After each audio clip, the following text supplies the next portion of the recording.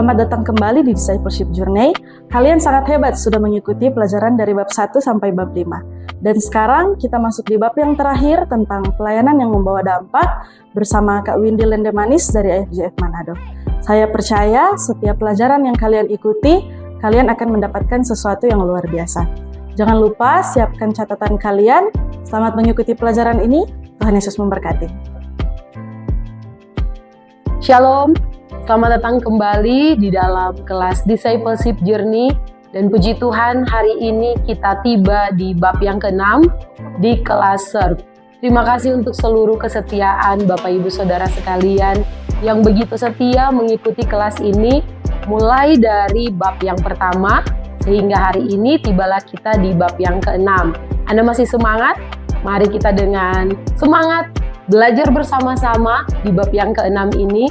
Dan pada hari ini kita akan membahas bagaimana pelayanan yang membawa dampak. Di dalam bab ini kita sudah belajar mulai dari bab yang pertama, arti sebuah hubungan, arti pelayanan, keindahan menjadi relawan, melayani dengan potensi Anda, melayani secara relevan yang saya percaya sudah membawa kita untuk lebih maksimal lagi di dalam setiap pelayanan kita. Hingga di bab yang ke-6 ini, kita akan sama-sama belajar bagaimana kita membawa pelayanan ini menjadi sebuah dampak di dalam kehidupan kita dan orang-orang di sekitar kita. Mari kita berdoa untuk membuka pelajaran kita pada saat ini. Bapa di surga, terima kasih buat kesempatan yang Tuhan beri. Pada siang hari ini maupun di dalam keadaan kami, entah malam ataupun pagi, kami akan segera memulaikan pelajaran di bab 6. Kami rindu Tuhan, kehidupan kami bisa menjadi dampak, bisa membawa orang-orang mengenal Engkau. Karena itu kami mau membuka hati kami mau memberikan waktu ini kepadamu Tuhan. Berbicaralah lewat materi-materi yang ada, berbicara lewat firman-Mu untuk membawa kami lebih maksimal lagi, melakukan setiap panggilan kami di dalam Engkau.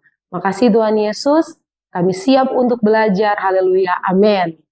Mari sama-sama kita membuka buku catatan materi yang sudah ada di tangan Bapak Ibu semuanya. Jika belum ada, Anda bisa menghubungi leaders untuk sama-sama kita mengikuti pelajaran ini. Di halaman 72, ini adalah bab yang ke-6, bagaimana kita menjadi orang yang berdampak. Di dalam firman Tuhan, Matius 5 ayat 13-16 berkata, "Kamu adalah garam dunia. Jika garam itu menjadi tawar, dengan apakah ia akan diasinkan? Tidak ada lagi gunanya selain dibuang dan diinjak orang. Kamu adalah terang dunia. Kota yang terletak di atas gunung tidak mungkin tersembunyi. Lagi pula orang tidak menyalakan pelita lalu meletakkannya di bawah gantang, melainkan di atas kaki dian sehingga menerangi semua orang di dalam rumah itu. Demikianlah hendaklah terangmu bercahaya di depan orang, supaya mereka melihat perbuatanmu yang baik dan memuliakan Bapamu yang di sorga." Ada sebuah cerita di Hollywood yang difilmkan, Alkisah seorang bernama George Bailey. Dia adalah seorang pengusaha sederhana di kota Bedford Falls yang mengalami putus asa. Dia mengalami sebuah keadaan yang membuat dia tidak bisa maju di dalam kehidupannya karena propertinya dan bahkan aset-aset dan bahkan tabungannya itu hilang. Pada saat itu ada seseorang yang juga membantu dia yang berusaha untuk menolong dia. Tetapi ada beberapa orang pun yang berusaha untuk menggagalkannya. Ada seorang malaikat yang dikirim untuk melihat masa lalu dalam kehidupan George. Dia sudah merasa putus asa, bahkan dia berpikir bahwa hidupnya itu tidak akan berjalan lagi. Malaikat ini ditugaskan oleh Tuhan untuk membuat George melihat masa lalunya. Dia diperkenankan untuk melihat apa yang sudah dia lewati. Ketika dia merasa putus asa dan hidupnya tidak berguna untuk orang lain, dia melihat bahwa pada saat dia kecil, dia sempat menyelamatkan saudaranya yang mati tenggelam, yang kalau tidak diselamatkan akan mati tenggelam. Pada saat itu, dia mulai tahu bahwa hidupnya itu berharga karena dia bisa menyelamatkan orang lain. Bahkan ada satu kejadian yang membawa dia sadar bahwa hidupnya berguna untuk orang lain, yaitu ketika dia mencegah atasannya Mr. Gower yang memberi resep yang salah pada saat Mr. Gower ini merasa putus asa karena anaknya meninggal. Dan pada akhirnya resep yang salah itu tidak jadi diberikan kepada orang-orang dan melakukan hal yang fatal.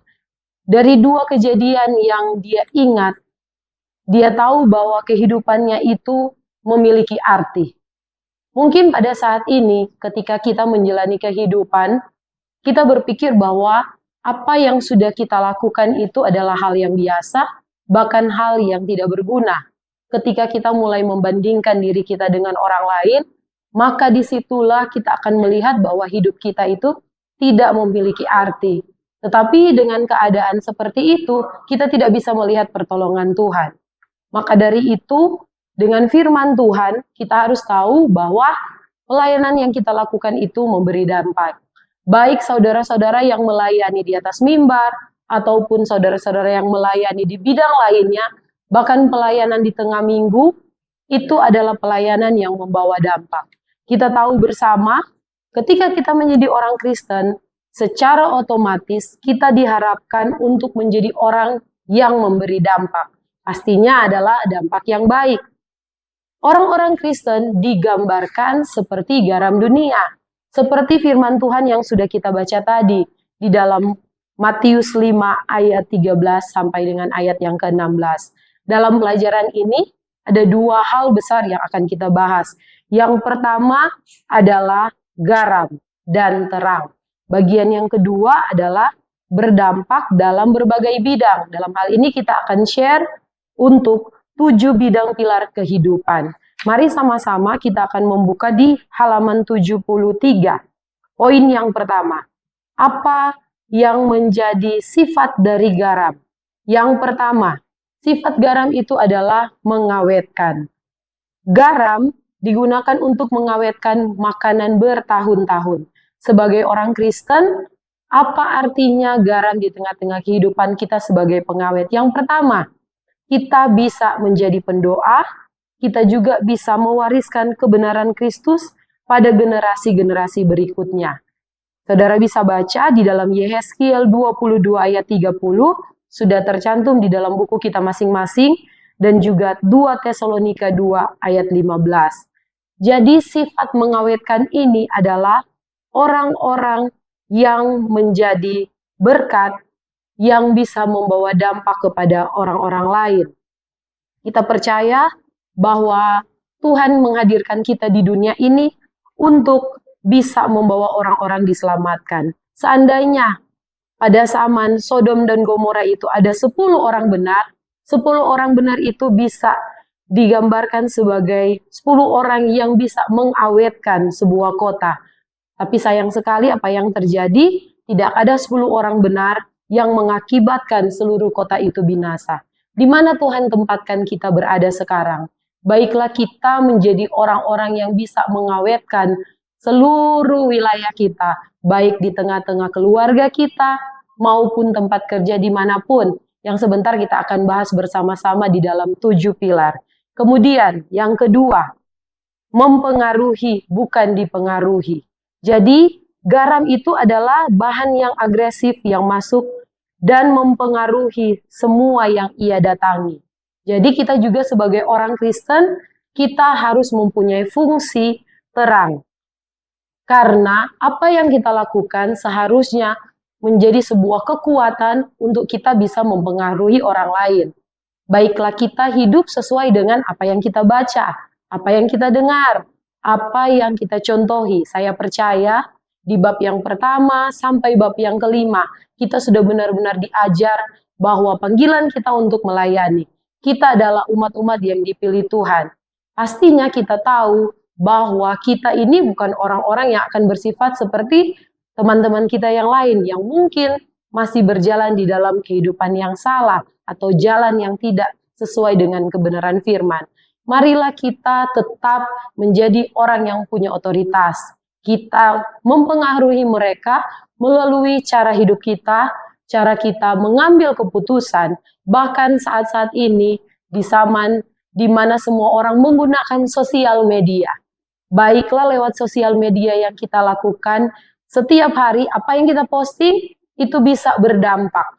Kita tidak mengikuti tren, tetapi kita bisa posting sesuatu yang menunjukkan siapa kita di dalam Tuhan. Pastinya kita tidak memposting sesuatu yang negatif, curhatan-curhatan yang bisa menyinggung perasaan orang lain, tetapi kita men-sharingkan firman Tuhan maupun kabar baik. Itu adalah guna yang kedua dari garam, yaitu mempengaruhi. Kemudian selanjutnya, garam itu adalah untuk memurnikan. Di dalam Yehezkiel 16 ayat 4 menulis bahwa bayi yang baru lahir diolesi garam. Selain itu Elisa menyembuhkan air yang buruk dengan menaburkan garam ke dalamnya. Ternyata memang salah satu kegunaan dari garam itu adalah untuk memurnikan. Bagaimana kita sebagai orang Kristen di tengah-tengah kehidupan kita menjadi orang yang memurnikan. Dalam hal ini mungkin pada saat ini ada banyak ajaran-ajaran yang memang tidak sesuai dengan kebenaran firman Tuhan. Di dalam tayangan-tayangan di YouTube maupun di sosial media, ada banyak pengajaran-pengajaran yang tidak sesuai dengan kebenaran firman Tuhan, yang hanya ingin membenarkan sebuah komunitas, yang ingin membuat sebuah mungkin kelompok orang menjadi terkenal dengan menghalalkan segala cara. Mereka bahkan memotong boundaries dari firman Tuhan yang ada. Kita hadir untuk meluruskan itu. Kita hadir dengan kembali memperkatakan firman Tuhan. Kita tahu bahwa dasar hidup kita adalah firman Tuhan, maka dasar firman Tuhan itulah yang akan menjadi tolak ukur dari segala sesuatu, khususnya di dalam setiap pengajaran-pengajaran. Kemudian mengajak orang kembali kepada firman Tuhan. Saya rindu bagi kita semua, apalagi orang-orang yang sudah melayani. Baiklah Alkitab itu adalah menjadi buku yang utama kita untuk mendengarkan dan membaca firman. Baik untuk membaca buku, renungan, kemudian ada artikel-artikel, tetapi firman Tuhan itu, the real, original dari firman Tuhan itu adalah di dalam Alkitab.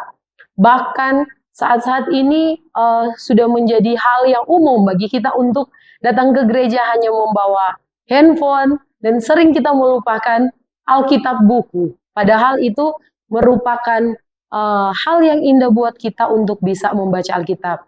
Yuk para leaders, hamba-hamba Tuhan, mari kita kembali mencintai Alkitab kita. Mari kita kembali menjadikan firman Tuhan yang utama untuk berbicara di dalam kehidupan kita. Itu adalah poin yang ketiga, yaitu garam sebagai zat yang memurnikan. Yang keempat, garam untuk memberikan kenikmatan. Bapak Ibu boleh sambil mengikuti saya dan mengisi bagian-bagian yang kosong. Bayangkan kalau Anda makan sesuatu tanpa garam.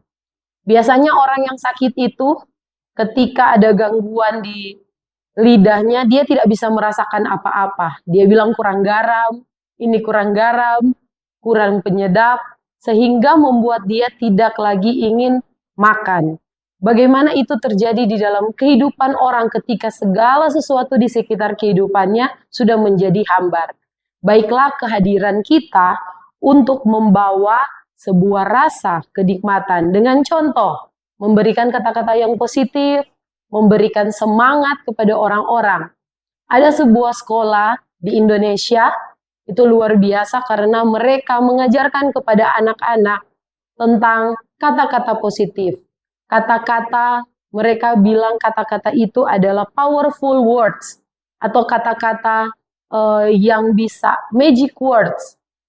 Saya pikir kata-kata itu mungkin sebuah spell atau hal-hal yang buruk. Ternyata magic words itu salah satunya adalah terima kasih, kamu luar biasa, tolong saya, minta tolong, permisi, apakah kamu bisa membantu, kamu hebat. Ternyata isinya itu adalah kata-kata yang akan membangun orang lain. Dan itu merupakan sesuatu yang bisa membawa rasa. Coba bayangkan jika setiap hari kita bertemu dengan orang dan orang itu tidak mengucapkan sesuatu yang baik buat kita. Pasti kita akan merasa sangat canggung. Dan itu kita tidak bisa menuntut orang lain untuk melakukan hal itu terlebih dahulu. Baiklah kita yang adalah anak-anak Tuhan berdampak lewat perkataan kita kepada orang lain. Kemudian, jadilah pribadi yang menyenangkan. Jadilah pribadi yang tidak mut-mutan. Ketika bertemu dengan orang, ketika kita ke sekolah, ketika kita bekerja, mungkin pada pagi hari kita memiliki pagi yang buruk.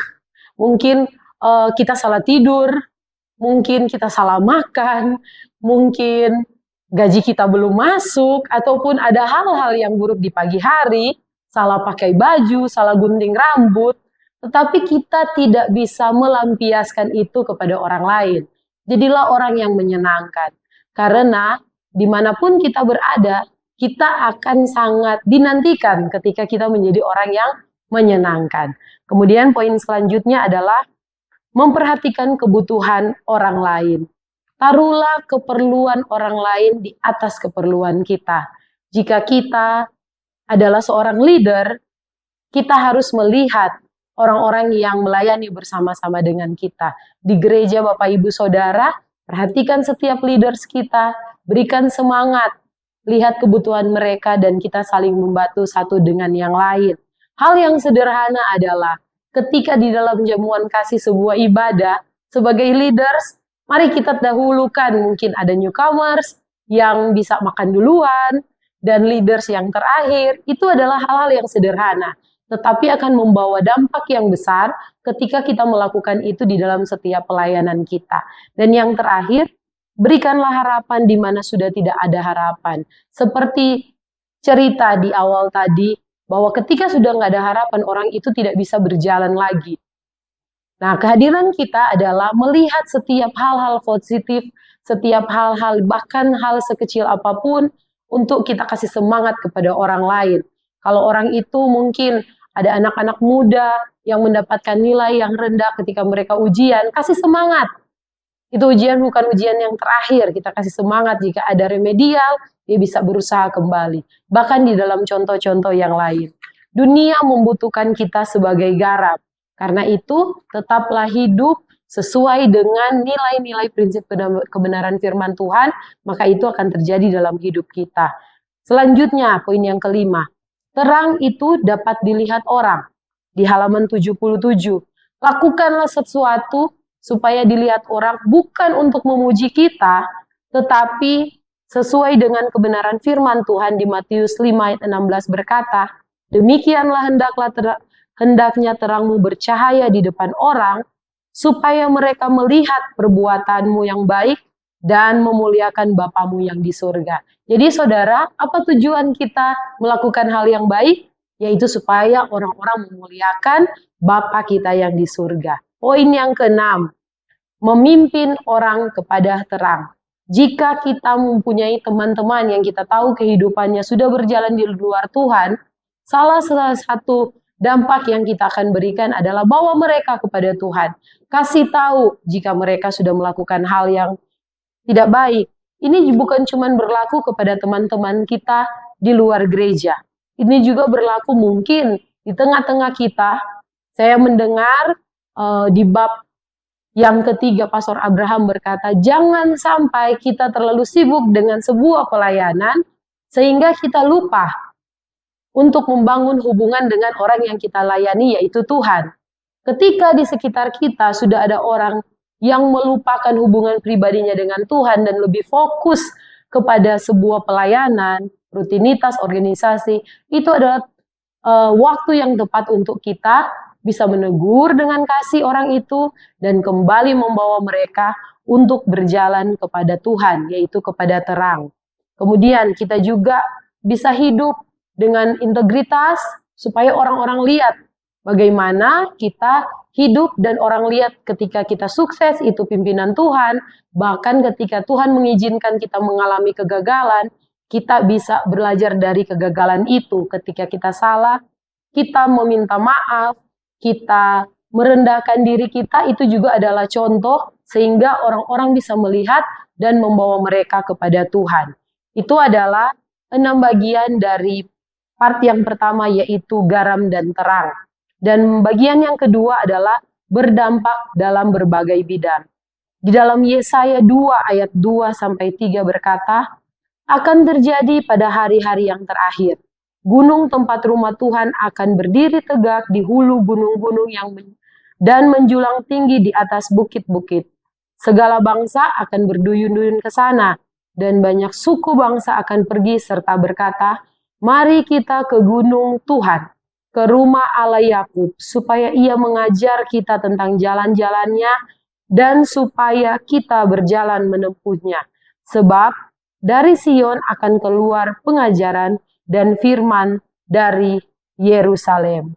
Dan dalam menjadi terang dan dunia, Anda adalah bagian dari gereja Tuhan.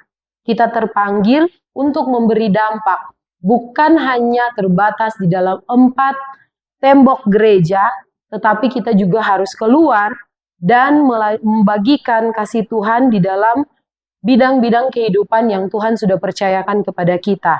Ada 7 pilar di dalam hal ini. Yang pertama, bidang seni dan hiburan, bidang bisnis, bidang gereja dan agama, bidang media, bidang pendidikan dan pengetahuan, dan kemudian bidang keenam, bidang keluarga, bidang pemerintahan dan politik.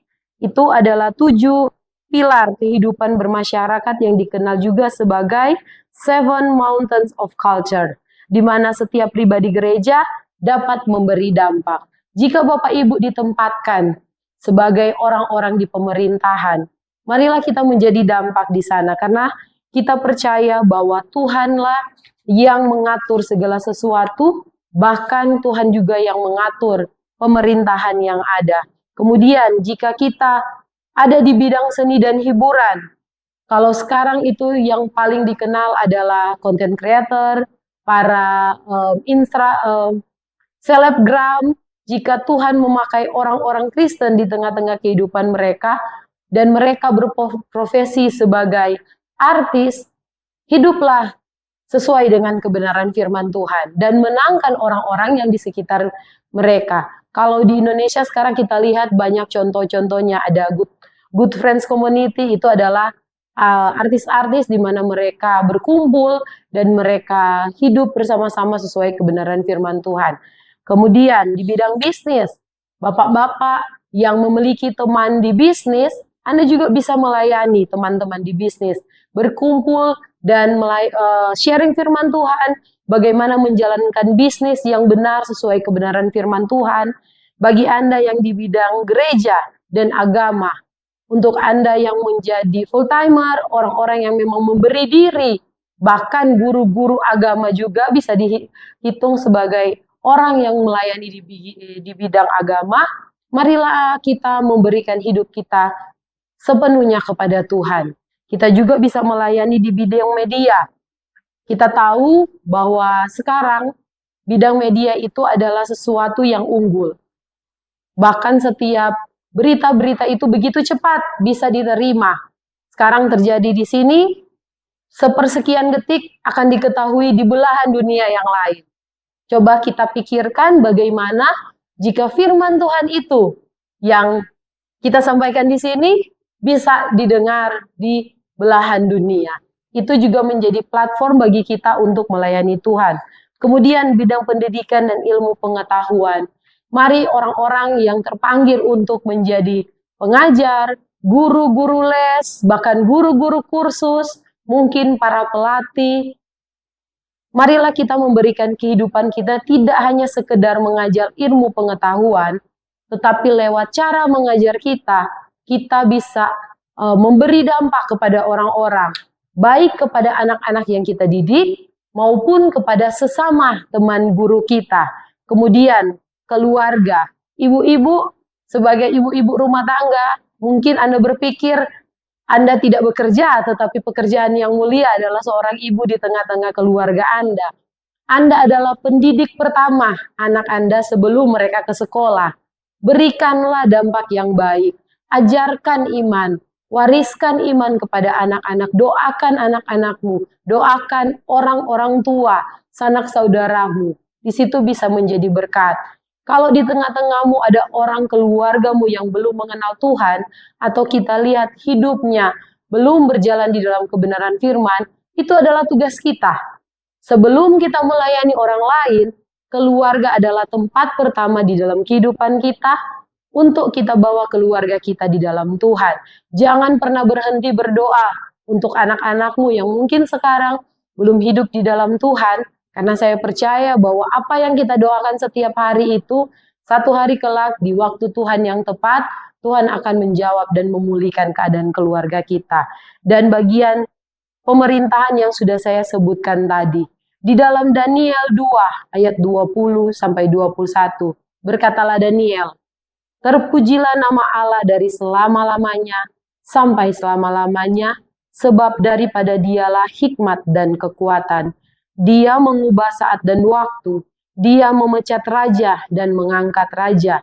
Dia memberi hikmat kepada orang bijaksana dan pengetahuan kepada orang-orang berpengertian. Dan juga di Roma 13 ayat 1 berkata, tiap-tiap orang harus takluk kepada pemerintah yang di atasnya, sebab tidak ada pemerintah yang tidak berasal dari Allah, dan pemerintah-pemerintah yang ada ditetapkan oleh Allah.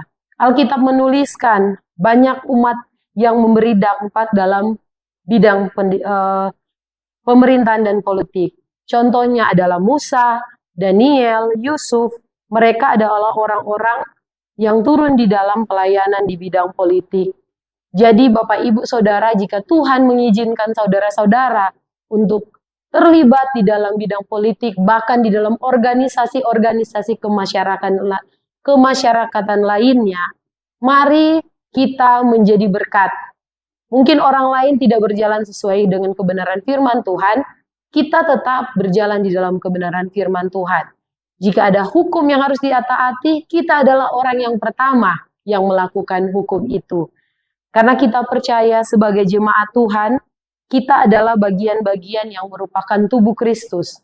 Dan masing-masing kita memiliki panggilan, tidak hanya sekedar di gereja, tetapi juga dimanapun Tuhan menempatkan kita. Sehingga benar-benar kita tahu bahwa hidup kita bisa memberi dampak. Kita tidak membatasi pekerjaan Tuhan di dalam kehidupan kita. Ada sebuah quotes berkata, it's always the little decision that have the biggest impact. Apa yang Anda putuskan hari ini untuk mengikuti kelas SERV adalah keputusan yang akan membawa dampak yang besar di dalam kehidupan Anda.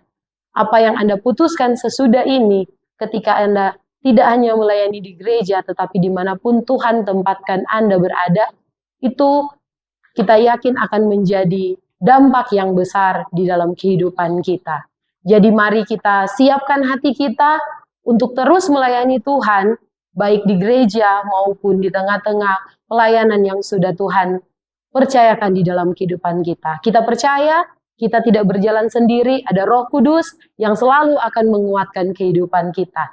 Selamat melayani, selamat menjadi berkat, selamat memuridkan, Tuhan Yesus memberkati. Dan mari kita berdoa. Makasih Tuhan Yesus, kami percaya Tuhan lewat pelajaran di sepanjang kelas SERV ini, kami belajar untuk setia melayani Engkau, memberi diri kami untuk melayani Engkau di setiap bagian kehidupan kami Tuhan. Dan kami berdoa, biarlah Roh Kudus-Mu yang akan menguatkan setiap Tuhan orang-orang, setiap kami yang sudah rindu untuk memberi diri untuk melayani Tuhan. Kami tidak akan menjadi lemah, tetapi kami akan kuat bersama-sama dengan Tuhan. Dan kami doakan, semoga setiap pelayanan yang kami kerjakan ini juga Engkau berikan kami partner yang terbaik, tempat yang tepat, untuk bisa kami dengan maksimal melayani Engkau. Di dalam nama Tuhan Yesus kami berdoa, amin. Terima kasih, demikianlah kelas SERV. Anda sangat luar biasa karena bisa mengikuti kelas ini dari bab yang pertama sampai bab yang ke-6. Selamat melanjutkan di kelas lead. Tuhan Yesus memberkati.